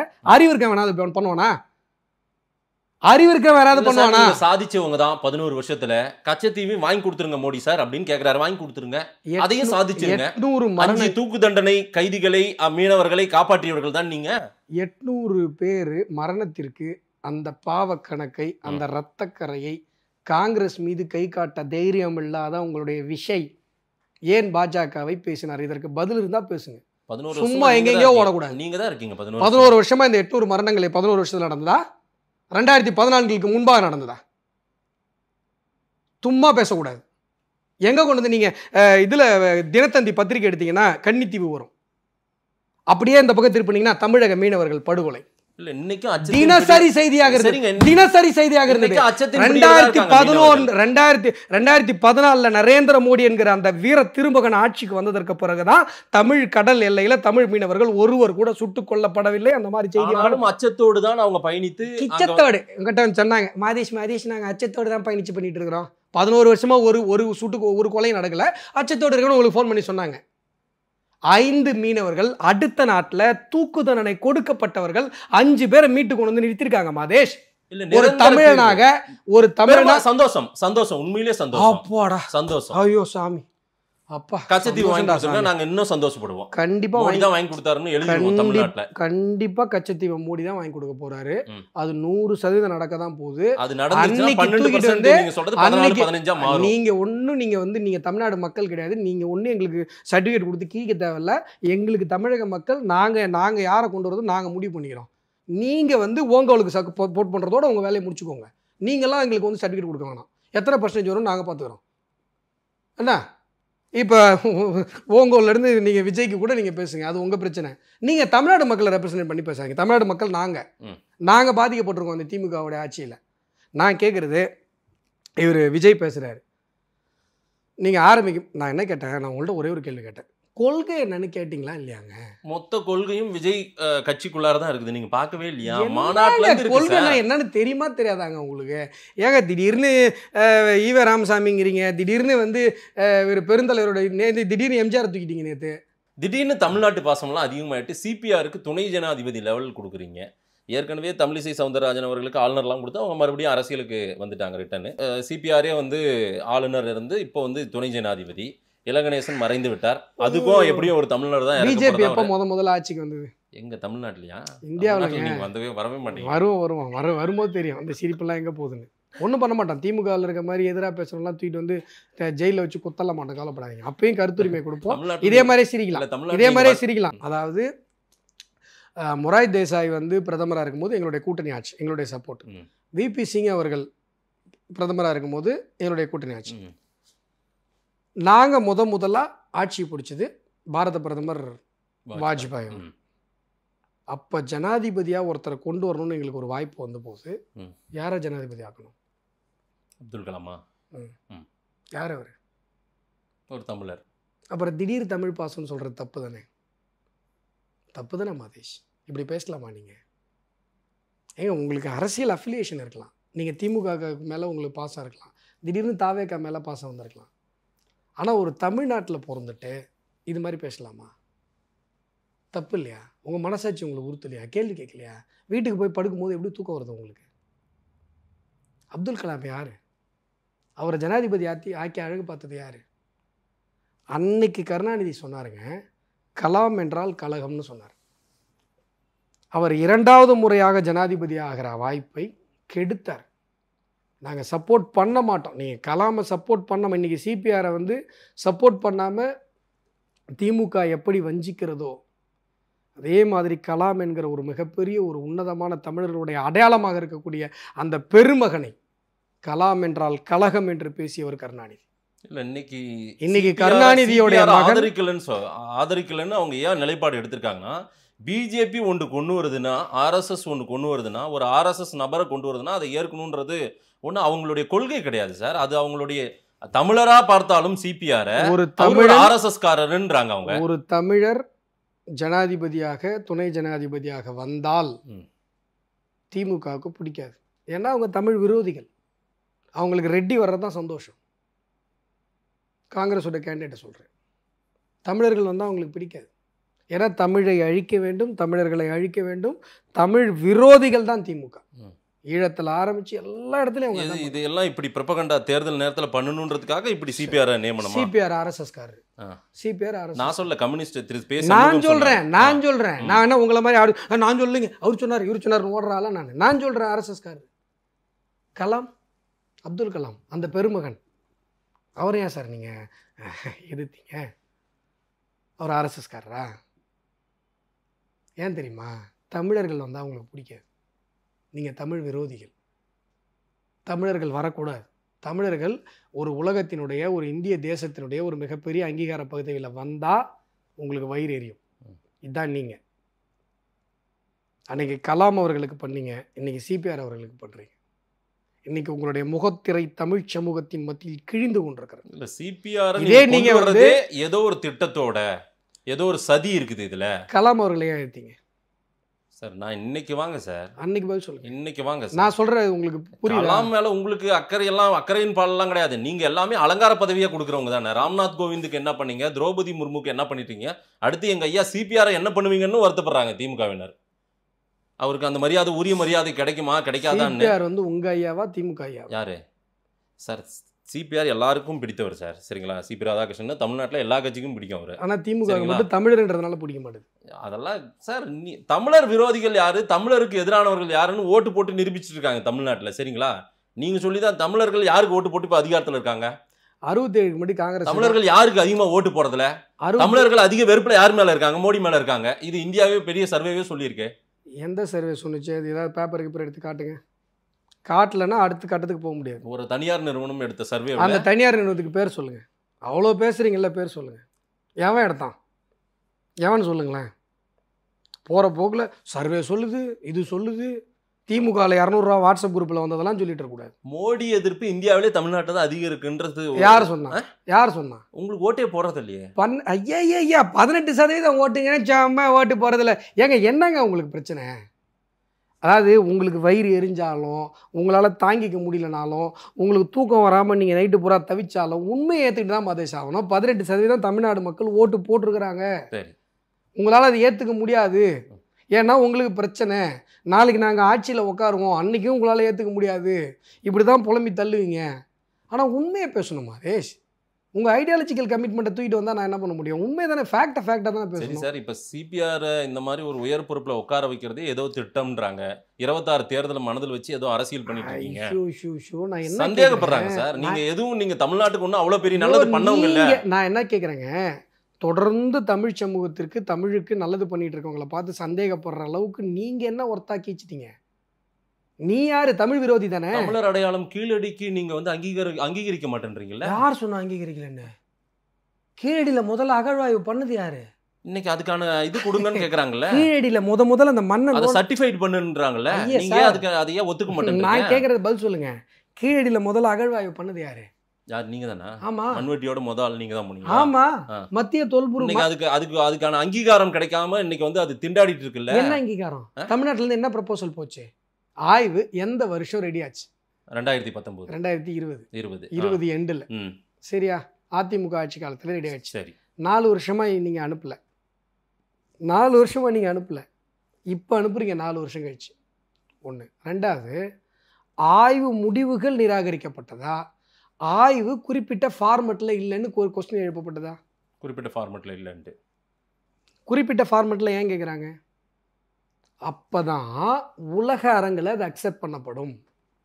உலக அரங்கில் அக்செப்ட் பண்ணாதான் தமிழர்களுடைய பாரம்பரிய பெருமை நிறுவப்படும். இரும்பு யுகத்தில் நான் முதல்ல உள்ள நுழைஞ்சேன் அப்படின்னு சொல்லி நம்ம கிளைம் பண்ணும்போது, ஹரப்பா இங்கே இருக்கிற ஹரப்பா மோகஞ்சதரா மட்டும் இல்லை, கிரேக்கம், மொசபடோமியம் எல்லாம் வருவான் சண்டைக்கு. அவன்கிட்ட நீ இரும்பு கிடைச்சிருக்குன்னா அதில் கார்பன் டேட்டிங் ரிப்போர்ட் காட்டணும். நீங்கள் அரசியல் அறிக்கை மாதிரி அடித்தா அதை வந்து எடுத்துகிட்டு போய் நம்ம வேர்ல்டு லெவலில் கொண்டு வந்து அக்செப்டன்ஸ் வாங்க முடியாது. அவங்க இதை ரிஜெக்ட் பண்ணலை. சார் இந்த சைட்டேஷன்ஸ்லாம் கொடுங்க, அதுக்கான இல்ல கேட்கணும், தெரியல உரிமையாவது அதற்கான கடமையாவது நீங்க எடுத்துக்கலாமே. பிஜேபி நான் கேட்கிறேன், அஸ்வத்தாமனுக்கு தெரியாதா? அண்ணாமலைக்கு தெரியாதா? நயினார் நாகேந்திரனுக்கு, நிர்மலா சீதாராமனுக்கு தெரியாதா? நீங்க பிஹெச்டி பண்றீங்க, பிஹெச்டி பேப்பருக்கு இந்த ஃபார்மெட்டில் தான் கொடுக்கணும்னு ஒரு வரைமுறை இருக்கு. நீங்கள் இந்த ஸ்கிராப் நோட் இருக்குல்ல, அதில் எழுதிட்டு போய் கொடுத்து இதான் பிஜேபி. உங்களுக்கு தெரியல தெரியாது, தப்பு கிடையாது. தெரிஞ்சவன் சொன்னாலும் கேட்க மாட்டீங்க. என்ன பிரச்சனை உங்களுக்கு? நான் என்ன சொல்றேன் உங்களுக்கு, இருங்க, நான் 3 அடிப்படை மக்களுக்கு என்ன தெரியுதுன்னா, பிஜேபி பார்ப்பா நம்ம அடையாளத்தை வந்து கொடுத்து அடிப்படை மக்களுக்கு நான் சொல்றது புரிஞ்சிடக்கூடாதுன்னா இப்போ நீங்க பதறீங்க. உங்க நோக்கம் விஷமத்தனமானது. நான் சொல்றது மக்களுக்கு புரியும். டீ கடையில் உட்கார்ந்துருக்கிற சாதாரண ஒரு பொதுமக்களுக்கு கூட புரியுற மாதிரி பேசுறவன் தான் அஸ்வத்தாமன். புரிஞ்சிடக்கூடாதுன்னு பதறதா மாதேஷ். இங்க மிஸ்டேக் சரியான. இப்ப நான் சொல்றது சரியான டாக்குமெண்ட் இது பண்ணல, சப்மிட் பண்ணல. நீங்க எப்ப பதறீங்க தெரியுமா? நான் வெகுஜன மக்களுக்கு புரியுற மொழியில பேசும்போது உங்களுடைய நரேட்டிவ் உங்களுது இல்ல, திமுக நரேட்டிவ் உடையும் போது குறுக்கால வருவீங்க. நீங்க குறுக்கால வரலனா தான் நான் யோசிப்பேன், என்ன சரியா தான் பேசுறமா, மாதேஷ் ரொம்ப அமைதியா இருக்காப்லையே அப்படின்னு. மாதேஷ் மட்டும் கிடையாது, பத்திரிகை துறையில பாதி பேர் அப்படிதான். உங்களுக்கு என்ன தெரியுமா, நீங்கள் பண்ணிருக்கிற நரேட்டிவ் நான் உடச்சிடக்கூடாது. நான் தான் தெளிவாக சொல்கிறேன்ல, நீங்கள் ஒரு பிஹெச்டினா அந்த பிஹெச்டி பேப்பர் அந்த குறிப்பிட்ட ஃபார்மெட்டில் கொடுக்கணும். இந்த மாதிரி ஸ்கிராப் நோட்டில் பிக்கின்னு கிரிக்கிட்டு போய் கொடுத்தீங்கன்னா ஒத்துக்க மாட்டாங்க. அதுக்கு அர்த்தம் உங்கள் கான்செப்டை அந்த கைடு ஒத்துக்கணும்னு அர்த்தம் கிடையாது. உங்களுடைய கான்செப்ட் வைவாவில் அக்செப்ட் ஆகணும். இப்போ நீங்கள் கிரிக்கிட்டு போய் கொடுக்குறீங்க, அவங்க ஒத்துக்கலை. நீங்கள் வந்து சார் இந்த மாதிரி ஒத்துக்கலை சார் சொல்லுங்கள் சார்னா நான் என்ன சொல்லுவேன்? மதேஷ் நீங்கள் நல்ல ஃபார்மெட்டில் கொடுங்க, நான் பேசுகிறேன். நீங்கள் நல்ல ஃபார்மெட்டில் கொடுக்க மாட்டேன்னா என்ன அர்த்தம்? நல்ல ஃபார்மெட்டில் கொடுக்க கார்பன் டேட்டிங் ரிப்போர்ட் தானே கேட்குறாங்க. அவங்க இதை அக்செப்ட் பண்ணணுங்கிற அக்கறை தானே கேட்குறாங்க. கச்சத்தீவை எப்படி மீட்டு கொடுங்க, அதுக்கு பெருமை உங்களுக்கு வந்து சேர்ந்துருன்ற மாதிரி. ஏன் இப்போ கச்சத்தீவு உதாரணத்துக்கு சொல்கிறேன் சார். ஏங்க இப்போதைக்கு தமிழக தொல்லியல் துறையில் இருக்குங்க அந்த ரிப்போர்ட்டு. அவங்க வந்து எழுத முடியாதுங்க, அவங்களுக்கு அந்த பவர் இல்லைங்க. ரிப்போர்ட் அக்செப்ட் பண்ணுற பவர் தான் அவங்களுக்கு இருக்கு. இவங்களை பண்ண சொல்லுங்களேன். அப்புறம் எதுக்கு தமிழக தொல்லியல் அதிகாரிகள்லாம் சம்பளம் வாங்குறாங்க? ஸ்டாலின் என்ன பண்ணிட்டு இருக்காரு? இன்னைக்கு விஜய் வரைக்குமே உங்களை அதை அலிகேஷனா பண்றாரு. விஜய் வந்துங்க முந்தா நாள் கட்சி ஆரம்பிச்சிருக்காரு. நீங்க உள்ளடி வேலை செய்யறதா சொல்றாரு அவரு. யாரு? கீழடி விஷயத்துல நீங்க வந்து அதற்கான அங்கீகாரம் கொடுக்காமல் உள்ளடி வேலை செய்யறீங்க, தமிழரின் அடையாளத்தையே மறைக்கிறீங்க அப்படின்றாரு. நீங்க நல்லா புரிஞ்சுக்கோங்க, ஆரிய திராவிட இனவாதம் ஒரு கட்டுக்கதை என்பதை உங்களை போன்றவர்களுக்கு முகத்தில் அறைந்தால் போல சொல்லுகிற ஒரு ஆவணம் கீழடி. தமிழர் அடையாளம். ஆரிய திராவிட இனவாதம் என்ன தெரியுமா? தமிழர் நிலம் தமிழருக்கு சொந்தம் இல்லை, இதான் ஆரிய திராவிட இனவாதம். சரி. ஹரப்பா மொஹஞ்சதாரோவில் அந்த பக்கம் இருந்தோமா நம்ம நகர நாகரிகத்தில் இருந்தவங்கள கைபர் போலன் வழியாக ஆடு மாடு ஓட்டு வந்து நம்மளை துரத்தி விட்டாங்களாம். நம்ம அங்கேருந்து நகர்ந்து இங்கே வந்துட்டோமா. இப்போ கீழடி என்ன சொல்லுதுன்னா, ஹரப்பா மொஹஞ்சதாரோ காலகட்டத்திற்கு முன்பாகவே எல்லாதற்கு ஈக்குவலாக அந்த டைம்லேயே இங்கே ஒரு மிகப்பெரிய நகர நாகரிகம் இருந்ததாக கீழடி நிறுவுகிறது. அப்போது ஆரிய திராவிட இனவாதம் ஒரு கட்டுக்கதை என்பதை கீழடி நிறுவுகிறது. சரி சார், புரியுதா உங்களுக்கு? கீழடி என்பது திராவிட இனவாதம் என்கிற ஒரு மிகப்பெரிய மித்தை உடைக்கிற ஒரு விஷயம். அதனால தான் நீங்கள் 4 வருஷம் ரிப்போர்ட்டை வந்து என்ன பண்ணீங்க, அதை கிடப்பில் போட்டீங்க. என்றைக்குமே புரிஞ்சுக்கோங்க மதேஷ், ஒரு பொய் வந்து தற்காலிக வெற்றியை பெறுகிறது அப்படிங்கிறதுக்காக அந்த பொய்யை நியாயப்படுத்த முடியாது. சப்போர்ட்டிங் ஃபேக்டர்ன்றது பொய்க்கு கிடைத்திருக்கிற வெற்றியை வச்சு பண்ண முடியாது. இன்றைக்கி நான் ஒரு அரசியல் தத்துவத்தையும் எங்களுடைய தத்துவத்தையும் பேசிகிட்டு இருக்கும்போது, சார் உங்களுக்கு வெற்றி கிடைக்கலையே, வெற்றி என்பது அரசியல் இல்லை, கொள்கை தான் அரசியல், மக்கள் நலம் தான் அரசியல். சரி, புரியுதா? சிபிஆர் நான் வந்துடுறேன், சப்ஜெக்ட்டுக்கு வந்துடுறேன். நீங்கள் நேராக கீழடிக்கு எல்லாம் வந்து நானே தான் கொண்டு வந்தேன், ரைட்டு. பட் இருந்தாலும் சிபிஆரை மறந்துட்டேன். ஏன்னா எதுக்காகனா உங்களுக்கு இந்த கீழடி மேட்ரு இப்போ நான் இவ்வளோ பெரிய ஒரு விரிவான விளக்கம் வரும்னு நீங்கள் எதிர்பார்க்கல. இல்லை இல்லை, ஷாக்காக வரீங்க. நல்ல ஷாக்கெல்லாம் இல்லை, நீங்கள் ஆனால் தான் எனக்கு சந்தோஷம். வாங்க சிபிஆர். ஷாக்கு இல்லை சார், நீங்கள் நல்லது பண்ணிட மாட்டீங்கன்றது மட்டும் தமிழ்நாட்டு மக்களுக்கு தெரியும்னு பரப்புரை பண்ணுறாங்க. எக்ஸ்ட்ரா பீஸ் இல்லை சார், திமுக பரப்புரை பண்றாங்க. தமிழ்நாட்டுக்கு எந்த காலத்துலயும் நல்லது பண்ண மாட்டாங்க அப்படின்னு திமுக சிபிஆர் போட்டு சிபிஆர் திமுக பரப்புரை பண்றாங்களா, மாதேஷ் பண்றாரா? திமுக சொல்றத நான் சொல்றேன். திமுக சொல்றதா நீங்க சொல்லுவீங்க, தமிழ்நாட்டுக்கே தெரியும். திமுக சொல்றதா மாதேஷ் சொல்லுவீங்கன்னு தமிழ்நாட்டுக்கே தெரியும். இல்ல சார், அது என்ன புதுசா? தமிழ்நாட்டுக்கே நல்லது பண்ணாத இவங்க சிபிஆர் ஒரு தமிழர் அடையாளப்படுத்தி இவங்க கொண்டு வராங்கன்னா அதுல ஏதோ ஒரு அரசியல் இருக்கு, ஏதோ ஒரு திட்டம் இருக்கு. மாதேஷ் முதல்ல நாங்க வந்து ஆட்சியை பிடிச்சி வாஜ்பாய் பிரதமர் ஆனப்பயே தமிழர் தான் ஜனாதிபதி ஆகும். சரி சார், எங்க வரலாறு இப்படி இருக்கும்போது நாங்க தமிழருக்கு நல்லது பண்ண மாட்டோம்னு ஒரு வாய் சொல்லுது இல்ல, அது எந்த அடிப்படையில் சொல்லுதுன்னு கேட்கறேன். இதுவரை வஞ்சித்து இருக்கீங்கன்றது எதை வச்சு நீங்க அப்படி சொல்றீங்கன்னு கேக்குறேன். எதை வச்சு தமிழர்களை நாங்க வஞ்சித்தோம்னு சொல்றீங்க? ஒரு எம்பி கூட வரலன்றதுனால எதுவுமே நீங்க செய்யலன்றது தானே ஒரு பெரிய வாதமா இருக்குதுங்க. என்னங்க பேசுறீங்க? நிதி கொடுக்கறது இல்ல, தமிழர்களின் உரிமை, தமிழ்நாட்டுக்கு என்ன பிரச்சனைன்னு கேட்கறது இல்ல. இங்க தமிழ்நாட்டுக்கு என்ன பிரச்சனை நாங்க தான் கேட்டிருக்கோம். லாக்அப் டெத்து, ஸ்டேஷன் மரணங்கள் நாங்க தான் கேட்டுட்டு இருக்கோம். தமிழ்நாட்டுடைய பெரிய பிரச்சனையே திமுக தான், அதுக்கு எடுத்து நாங்க தான் பேசிட்டு இருக்கோம். ஜல்ஜீவன் திட்டம், கோடிக்கணக்கான வீடுகளுக்கு குழாய் மூலமாக குடிநீர் கொடுத்துருக்குறோம். பேங்க் அக்கௌண்ட்டு தமிழகத்தில் இருக்கிற எல்லாருக்கும் பேங்க் அக்கௌண்ட் ஓப்பன் பண்ணி கொடுத்துருக்குறோம். 2 கோடி பேர் முத்ரா கடன் வாங்கியிருக்காங்க தமிழகத்தில். விவசாயிகளுக்கு 6000 ரூபாய் கொடுத்துட்ருக்குறோம். இப்போ 40,000 கோடி கொடுத்தாரு நரேந்திர மோடி அவர்கள். காங்கிரஸ் பீரியடில் கொடுத்ததை விட இந்த காங்கிரஸ் பீரியடில் தமிழகத்துக்கு ஒதுக்கிய நிதியை விட இப்போ ஒதுக்குறது 5 மடங்கு 6 மடங்கு அதிகம். நிர்மலா சீதாராமனை இப்போ தங்கம் தென்னரசு அவர்கள் சந்தித்து விட்டு நம்ம பேசிட்டு வந்தோம், இப்பவாவது நிதியை ஒதுக்குவார்கள் என்ற நம்புகிறோம். நாங்க எந்த நிதி நிற்குதுன்னு இப்ப மாதே சொல்ல, எத்தனை நிதி, எல்லாமே பிரச்சனைன்றாங்களே சார். எல்லாமே பிரச்சனைனா நீங்க உங்க பொழப்பே நாங்க கொடுக்குற காசுல தான் ஓடுது. வாய்க்குச்சால எல்லாமே பிரச்சனை. மத்திய அரசின் பல திட்டங்களுக்கு நீங்க தமிழக அரசு நிதி ஒதுக்குது, நிதியை யூஸ் பண்றோம். உங்க கிராமம் அறிக்கை கொடுத்தாரா இல்ல இப்ப சில மாதங்களுக்கு முன்னாடி? உங்க கிராமத்துல ஒரு ஊராட்சி ஒன்றிய தலைவர் வந்து ஒரு பாலம் கட்ட போடுறாரா, ரோடு போடுறாரா, தடுப்பணை கட்டுறாரா? நரேந்திர மோடி அவர்கள் கொடுக்குற காசு. 100 நாள் வேலை வாய்ப்பு திட்டத்தில் போய் 100 நாள் சம்பளம் வாங்குறாங்களா? நரேந்திர மோடி அவர்கள் கொடுக்குற காசு. உங்கள் ஊரில் விவசாயிகளுக்கு 6000 ரூபா வருதா? நரேந்திர மோடி அவர்கள் கொடுக்குற காசு. திருச்சியில் பஸ் ஸ்டாண்டு கட்டினாங்களா? கருணாநிதி பேரை வச்சு, நரேந்திர மோடி அவர்கள் கொடுத்த காசு. அதில் பஸ் ஸ்டாண்டை சுற்றி நீங்கள் வந்து ஏக்கர் கணக்கில் நிலம் வாங்கி மாஃபியா பண்ணீங்களே, அதுதான் உங்கள் வேலை. காசு கொடுத்தது மோடி. இங்கே சென்னைக்கு 4000 கோடி ரூபா கொடுத்தாரு, மெட்ரோவுக்கு 63,000 கோடி கொடுத்தாரு. நான் கேட்குறது நிதி வரலன்னு பஞ்சப்பாட்டு பாடுறீங்களா சார்? எந்த ஸ்கீம்ல நிதி வரல? நான் சொல்லவா வேணாம்? சொல்லுங்க. அந்த சமரச சிக்ஷாவா, அது ஹிந்தி பேர் வரல, தெரியாது சார். எனக்கே வரல. எனக்கு உங்களுக்கு எனக்கே வியாகாரம் போறீங்க. நீங்களும் ஹிந்தி படிக்கல, நானும் ஹிந்தி படிக்கல. அந்த நிதி இருக்குல்ல. இல்ல பாருங்க, ஒரு தமிழ்ல கூட ஒரு பேர் வைக்க மாட்டீங்க. எங்க ஊர் மக்களுக்கு தெரிஞ்சுக்கிற அளவுக்கு கூட ஒரு பேர் இல்லைன்னா என்ன பண்றது? அப்படி ஒரு திட்டத்தை நாங்க யூஸ் பண்ணுமான்னு தெரியல. கடைசியில் அது மோடி தான் பண்ணாரான்றது கூட என் மக்களுக்கு தெரியாம போயிடுச்சு. பாருங்க, இதுதான் நீங்க ஃபெயிலியரே. உங்க மாடலே, மோடி மாடல் ஃபெயிலியரே இதுதான். சூப்பர் மாதேஷ். அப்படியே பெரிய திராவிட மாடல் பெரிய பாயிண்ட் எடுத்ததா சந்தோஷம் வேற. இதுல 2014க்கு முன்னாடி எல்லா ஸ்கீமும் தமிழில் போயிருந்ததா? 2010 சென்ட்ரல் கவர்மெண்ட் ஸ்கீமு. இப்போ அந்த ஸ்கீம் கர்நாடகாவிலையும் இம்ப்ளிமெண்ட் ஆகுது, கேரளாவிலையும் இம்ப்ளிமெண்ட் ஆகுது, உத்தரப்பிரதேசிலையும் இம்ப்ளிமெண்ட் ஆகுது. தமிழ்நாட்டில் பேர் வச்சா கேரளாக்காரன் ஒத்துப்போனா? ஏற்கனவே திமுக ஆட்சியில் குப்பையை கொண்டு வந்து கொட்டு போகிறான் கேரளாக்காரன், கர்நாடகாரன் தண்ணி விட மாட்டான். சரி, தமிழ்ல பேர் வச்சா ஒத்துப்பானா? இத பார்லிமெண்ட்லயே எங்க எம்பி ஒருத்தர் கோரிக்கை எல்லாம் வச்சாரு. நான் கேக்குறது புரியுதா புரியலையாங்க? நான் கேக்குறது உங்களுக்கு புரியுதா? எங்க தமிழ்ல பேர் வச்சா கர்நாடகாக்காரன் ஒத்துப்பானா? உங்க திராவிடம் கேரளாக்காரன் ஒத்துப்பானா? இந்தியிலே வைங்க. நீங்க ஒரு பெரிய சாபம் வர்றாரா? இல்ல சால பாருங்க, எத்தனை நாட்களுக்கு நீங்க இந்தியிலே இப்படியே வச்சிருந்தீங்கன்னா இந்தி வேண்டாம், ஐயோ ஹிந்தி தெரியாது போடான்னு தான் சொல்ல போறாங்க. ஏங்க ஹிந்தி தெரியலனா ஹிந்தி தெரியாது இருந்துட்டு போதுங்க, அது பிரச்சனையே இல்லைங்க. அதுக்கெல்லாம் நான் எங்க டென்ஷன் ஆக போறேன்? தமிழ் தெரியலனா தாங்க வேதனை பண்ணணும். தமிழ்நாட்டுல தமிழ் தெரியலீங்க, தமிழ்ல பேர் வைன்னு தான் கேக்குறாங்க திமுக எம்பி. ஐயா ஸ்டாலின் தமிழ் பேரா? ஏன் கருணாநிதியின் தலைவனா? கருணாநிதி ஆனா தமிழர்களின் தலைவன் அவரு அப்படின்னு யார் சொல்றா? இன்னைக்கு அவர் தான் முதலமைச்சர் அப்படின்னு மாதே சொல்றாரு. அவர் தான் இன்னைக்கு முதலமைச்சர். அப்ப மாதே சொல்றாரு இன்னைக்கு தமிழர்களின் தலைவன் ஐயா ஸ்டாலின் தான். என்ன அவருக்கு தான் ஓட்டு போட்டு முதலமைச்சர் ஆயிட்டாரு. நான் இப்ப என்ன கேட்டேன் தமிழ்ல பேர் வைங்க நீங்க. ஆமா, ஸ்டாலின் தமிழ் பேரான்னு கேட்டேன். இல்ல சார் தமிழ் பேர் இல்ல சார், கருணாநிதி தெரியாம வச்சிட்டாரு சார். ஏன்னா கருணாநிதியே சமஸ்கிருத புரட்சியாளனின் பேர் தானே வச்சிருக்காரு. சரிங்களா? என்னது ஒரு புரட்சியாளர் பெயர் தானே சார். ஹிட்லரோட செத்தவங்களை விட ஸ்டாலினால செத்தவங்க அதிகம் தெரியுமா? சரி சார், அது தனி வரலாறு, நம்ம தனியா பேசுவோம். கம்யூனிஸ்ட் பத்தி அப்புறம் கம்யூனிஸ்ட பத்தி பேசினாலும் ஒத்துக்க மாட்டீங்க, திமுக பத்தி பேசினாலும் முரசொலி தூக்கிட்டு வந்துடுவீங்க.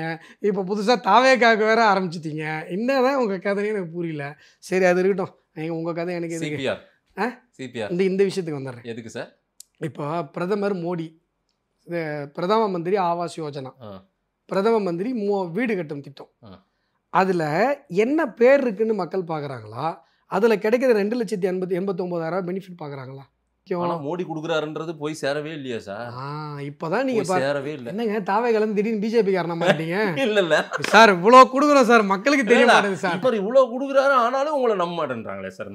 அதுக்கு தான் மாதேஷ் உங்களை மாதிரி ஆளுங்கள்லாம் வேலைக்கு வச்சுருக்காங்க. உங்கள் வேலை என்ன? நாங்கள் எங்கள் ஸ்கீம் வெளில தெரிஞ்சிடக்கூடாது, எங்களை போய் நாங்கள் பண்ணுற ஸ்கீம்லாம் மக்களுக்கு தெரிஞ்சிடக்கூடாது, அதை பற்றி பிஜேபிக்காரன் பேசினா உடனே குறுக்கால புந்து டைவெர்ட் பண்ணி உதவியத்த விஜய் பற்றிலாம் பேசணும். அதுதானே உங்கள் வேலை. சிபிஆர் தாங்க சொல்கிறேன். சிபிஆர் இன்றைக்கு ஒரு தமிழர், ஒரு பச்சை தமிழர், அவராவது தமிழ்நாட்டுக்கு ஏதாவது செய்யறதுக்கான முயற்சி ஈடுபடுவாரா? பேச விடுவாரா? அதை அவராவதுங்கிறீங்கல்ல, இதுதான் அப்புறம் வெறியா வருது. அப்புறம் ஏதாவது சொல்லிடுறது. இவ்வளோ சொல்கிறேன் நான் தமிழ்நாட்டுக்கு பண்ணதை. தமிழ்நாட்டுக்கு ஏதாவது ஒரு வஞ்சித்தல் நடந்து நீங்கள் சொல்லுங்கன்னா உங்களால் சொல்ல முடியல. எதுவுமே சொல்ல முடியல, வார்த்தை கூட எதுவும் சொல்ல முடியல. நானே உங்களுக்கு பாயிண்ட் எடுத்து கொடுத்தேன். அந்த எஜுகேஷனில் சமரச சிக்ஷா நிதி தாங்க, அதுதாங்க வரல. அதில் மட்டும்தான் மதேஷ் நிதி வரல. ஏன் வரலன்னு சொல்லட்டுமா? அதில் என்ன பண்ணுறாங்கன்னா அது தனி சார், வேண்டாம் நீங்கள் ஏன்னா மக்களுக்கு தெரிஞ்சிடும்ல. இல்லை சார், உங்கள் நெரேட்டிவ் செட் ஆகாதுல்ல. திமுக காரன் வந்து கேள்வி கேட்பான்ல, ஏன்பா எதுக்கு உட்கார வச்சா என்னப்பா வேலை பண்ணிட்டு இருக்கிற அப்படின்னு தெரிஞ்சிடக்கூடாதுல்ல. நம்ம உதவியத்தை தானே பேசணும். சிபிஆர் ஏங்க சிபிஆர் விஷயத்துக்கு தாங்க சொல்றேன். நீங்க அவராவதுன்னா அவரு கோகனட் போர்டில் டைரக்டரா இருந்தப்போ எவ்வளவு விஷயம் பண்ணியிருக்காரு தெரியுமா உங்களுக்கு? சரி, நான் பிஜேபி தனிப்பட்ட சிபிஆர் என்கிற அந்த குங்குமணியின் தங்கம் இந்த கோகனட் போர்டில் இருக்கும்போது எத்தனை தென்னை விவசாயிகளுடைய வாழ்வை மலர வச்சிருக்காரு தெரியுமா தெரியாதா? கோகனட் போர்டில் இருந்தாரான்னு தெரியுமா? தெரியும் சார், நான் எடுத்து அந்த ஹிஸ்ட்ரி படித்தேன் சார். அவர் என்ன பொறுப்பில் இருந்தார், எத்தனை முறை ராஜ்யசபா போனார், எத்தனை முறை மக்களவை போனார் அப்படின்றத படித்தேன் சார். தேங்காய் விலை இது இல்லை, பாண்டிச்சேரி இப்போ இந்த பொள்ளாச்சி பக்கம்லாம் போங்க, அங்கே இருக்கிற விவசாயிகள்கிட்ட நீங்கள் கேளுங்க. அந்த போர்டில் அவர் வந்து சேர்மனாக இருக்கும்போது எவ்வளோ விஷயங்களை இங்கே தமிழ்நாட்டுக்கு இம்ப்ளிமெண்ட் பண்ணார் அப்படின்னு கேளுங்க. குறைந்தபட்சம் எல்லாம் தெரிஞ்சுட்டா பேசணும். திமுகவில் சொல்கிறாங்க 200 ரூபா வாட்ஸ்அப் குரூப்பில் வந்தது, முரசொலியில் வந்ததுன்னு கேள்வி கேட்டால் எப்படி? நம்ம மக்கள் மேல அக்கறையா உண்மையிலே மக்களுக்கு என்ன பண்ணிருக்காங்க மக்கள்கிட்ட போய் சார். இப்ப சிபிஆர் ஜனாதிபதி துணை, இப்ப சிபிஆர் வந்து தமிழ்நாட்டு மக்களுக்கு என்ன பண்ணாருன்னு சொல்றேன். சரி சார், நீங்க சொல்லிட்டீங்கல்ல சிபிஆர் இப்ப துணை ஜனாதிபதி ஒரு தமிழ்நாட்டு மக்கள் ஓட்டு போட்டுருவாங்களா, அதை எதிர்பார்த்து தான் இது பண்றீங்களோ அப்படின்ற சந்தேகத்தை அவங்க பாக்குறாங்க. ஐயா, உங்களை மாதிரி எப்ப பாரு ஓட்டு அரிப்பு எடுத்து அலைஞ்சிட்டு இருக்கோம் நாங்க. அது உங்க பிரச்சனைங்க. ஏதாவதுங்க திருட்டு பயலுக்கு எல்லாரையும் திருட மாதிரி தான் தோணும். துரியோதனை வந்து இந்த கதை சொல்லுவாங்க, கேள்விப்பட்டிருக்கீங்களா? என்னங்க பார்க்குறீங்க? சொல்லுங்க. தர்மரை வந்து கிருஷ்ணர் வந்து ஊரெல்லாம் தேடு, ஒரே ஒரு கெட்டவனை கூட்டுவான் அப்படின்னா அவர் ஊரெல்லாம் தேடிட்டு இல்லைங்க, ஊரெல்லாம் நல்லவங்க தான் இருக்கிறாங்க. ஏன்னா தர்மர் நல்லவர், எல்லாருமே நல்லவங்களாம் தெரியுறாங்க. துரியோதனை கூட்டு ஏப்பா ஊரெல்லாம் தேடி ஒரு நல்லவனை கூட்டுவான்னா ஊர் பூரா கெட்டவன் வந்தாங்க, எல்லாம் கேடு கெட்டவனாக இருக்கிறான். திருட்டு போயலுக்கு எல்லாம் திருட்டுனா தான் தெரியும். நீங்கள் எல்லாம் ஓட்டு அரசியல் உங்களுடன் ஸ்டாலின், மக்கள் நலம் காக்கும் ஸ்டாலின், இந்த மாதிரி எல்லாம் ஓட்டு அரிப்புக்காக அரசியல் அரிப்புக்காகவே பண்ணிவிட்டு மற்றவங்க பண்ணுறதும் இது ஓட்டு வந்துருமா அது ஓட்டு வந்துருமா.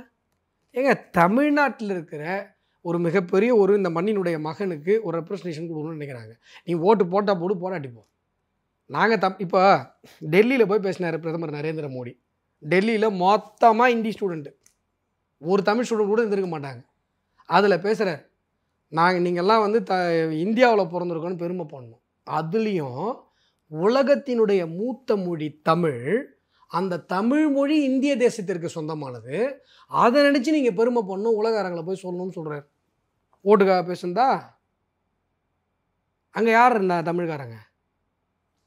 நிறைய தமிழர்கள் இருக்காங்க, தமிழ் ஸ்டூடெண்ட்ஸு. +2 இது எக்ஸாம் எழுத போகிறவங்க, பரீட்சைக்கு பயமே. அதுவும் ஹிந்தி பேர் தெரியாது. அது தமிழ் அடுத்த குறி தமிழ்நாடு போல தெரியுது. எது இது நடந்து 8-9 வருஷம் ஆகுது. அதுதான் சார் பிளான் இருக்கு போல தெரியுது உங்களுக்கு. ஐயே, எங்கள் பிளானில் தமிழ்நாடு இல்லைன்னு யாருங்க சொன்னா? ஆனால் இதெல்லாம் பிளானில் ஒரு பார்ட்டு கிடையாதுங்க.